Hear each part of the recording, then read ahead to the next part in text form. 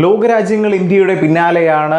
ഇന്ത്യയുടെ എല്ലാ മേഖലയും വളരെ വേഗം വളർച്ച പ്രാപിക്കുന്നതാണെന്ന് ലോകത്തിനറിയാം. അതുകൊണ്ട് തന്നെയാണ് ഇപ്പോൾ ഇങ്ങനൊരു സംഭവം നടക്കുന്നത്. ലോകത്തിലെ എല്ലാ രാജ്യങ്ങൾക്കും ഇന്ത്യയുടെ വ്യവസായ പ്രതിരോധ മേഖലയിൽ ഒരു കണ്ണുണ്ട് എന്നത് നേരത്തെ തന്നെ നാം മനസ്സിലാക്കിയ ഒരു കാര്യമാണ്. വാർത്ത വിശദമാക്കാം. Let's check in detail. Welcome to the point. Sweden എന്ന രാജ്യത്തിന് നമ്മുടെ ഇന്ത്യയുടെ സഹായം വേണം എന്ന അവസ്ഥയാണ്. എന്തിനാണത്? വളരെ സിമ്പിളായി പറഞ്ഞുതരാം. ലോകത്തിലെ ഏറ്റവും നൂതനമായ എയറോസ്പേസ് വ്യവസായം സ്ഥാപിക്കുക എന്നതാണ് സ്വീഡന്റെ ഇപ്പോഴത്തെ ഒരു ലക്ഷ്യം.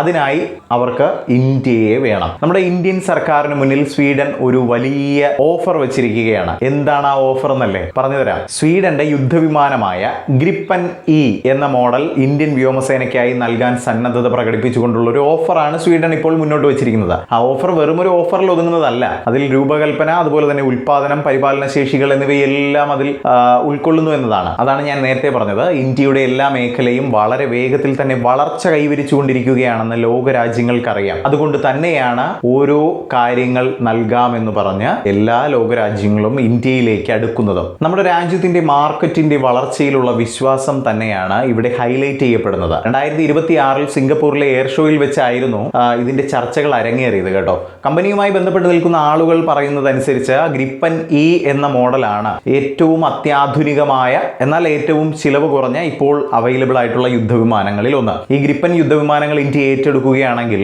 നമ്മുടെ എയർഫോഴ്സിന്റെ ശക്തി വലിയ രീതിയിൽ തന്നെ വർദ്ധിപ്പിക്കാനാകുമെന്നതാണ് അധികൃതർ പറയുന്നത്. അതുപോലെ തന്നെ നമ്മുടെ ഇന്ത്യൻ എയർഫോഴ്സ് പ്രവർത്തിപ്പിക്കുന്ന നിലവിൽ റഫേലും തേജസും ഒക്കെ അതിനോടൊപ്പമൊക്കെ കോർത്തിണക്കിക്കൊണ്ട് ഉപയോഗിക്കാൻ ഈ ഗ്രിപ്പൻ എന്ന യുദ്ധവിമാനം വളരെയധികം സഹായകമാകും എന്നതാണ്.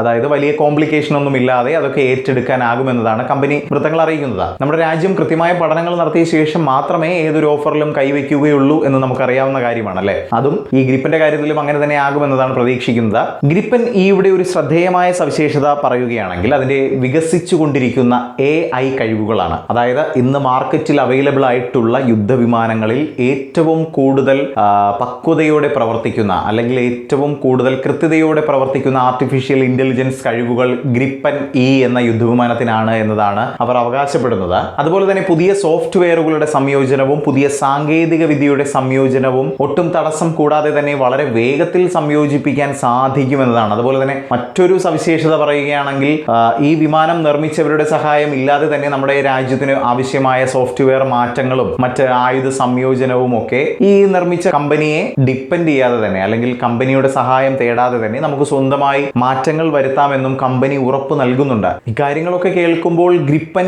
ഇ എന്ന യുദ്ധവിമാനം വളരെ ഫ്ലെക്സിബിൾ ആയ ഒരു കോമ്പാക്ട് എയർക്രാഫ്റ്റ് ആയിട്ട് തോന്നുന്നുണ്ട് അല്ലേ. ഈ ഓഫറുകൾ വഴി നമ്മുടെ രാജ്യത്ത് വലിയ തരത്തിലുള്ള തൊഴിലവസരങ്ങൾ സൃഷ്ടിക്കും. അതാണ് നമുക്ക് ലഭിക്കുന്ന മറ്റൊരു ഗുണവശം എന്ന് പറയുന്നത്. ഇൻഡയറക്റ്റ് ആയിട്ട് കിട്ടുന്ന ഒരു ഗുണവശമാണത്. അതുപോലെ തന്നെ നമ്മുടെ രാജ്യത്ത് പുതിയ സ്റ്റാർട്ടപ്പുകൾക്കുള്ള സാധ്യതയും വലിയ രീതിയിൽ തുറന്നു കിട്ടുമെന്നതാണ്.